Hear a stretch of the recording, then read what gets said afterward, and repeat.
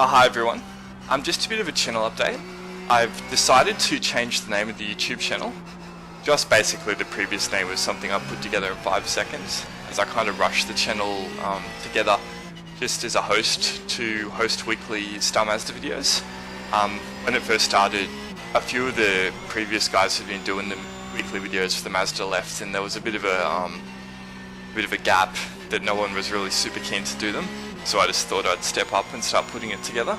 I didn't really anticipate that the YouTube channel would get hundreds of subscribers and people that regularly watch the videos at the time. So it was just really sort of anything. So I thought I'd just change the name to something a little bit more personal and actually, doesn't look so, completely generic. I'm not particularly good at picking YouTube names, but I'm quite content with the updated name and logo. It put a little bit of effort in the logo and I think it looks fairly good, so hopefully people can recognise that this is the same channel.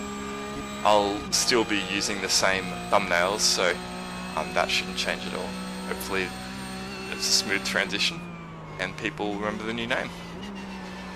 I've just been giving the Porsche Cup a bit of a go this morning. I don't have much experience with GT cars. They're quite foreign for me to drive, as basically the way you drive open wheel is completely at odds with how you drive these cars.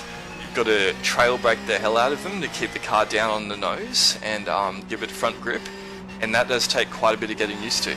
They're also very easy to snap, like if you push them a little bit too far over the limit, they have a lot of body roll, and a little bit too much throttle can upset them quite a lot. You lose quite a bit of time, but I think iRacing have done a very good job with this new Porsche.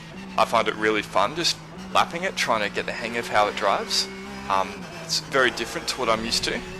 As you can see me making a bit of a mistake there, but yeah, it's something I actually would consider, racing when I get a bit better pedal system.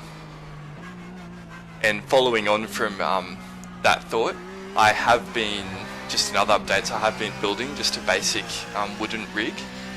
I'm sure a lot of people know here that I just run a desk and chair setup, which is very suboptimal for braking and control and not hurting your back in longer races and stuff like that. Like, it hasn't been ideal, but I don't know, I just could never find a for sale rig that I thought looked like a major update. If you want a very particular driving style, driving position, which I did, the choice in Australia isn't always perfect. Like, there are plenty of good sim rigs in Australia, I'm not saying otherwise, but there's not the selection, particularly from a lot more high-end stuff that you get in Europe. Europe has a lot of particularly good 80/20 suppliers, so I thought the only real option was to put together a rig myself. And despite having a look at a few metal options, I just thought I'd do it with wood, since I have the basic tools, I think, to put together something quite reasonable. And I think wood's the easiest. If you make a mistake, you can just undo a screw or cut something slightly differently.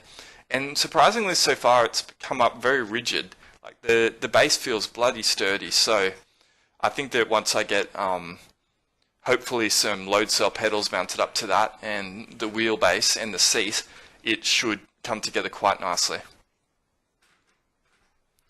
I was very fortunate when trying to put together the rig. I found locally a dealer who gave me very cheaply a seat out of a first gen WRX.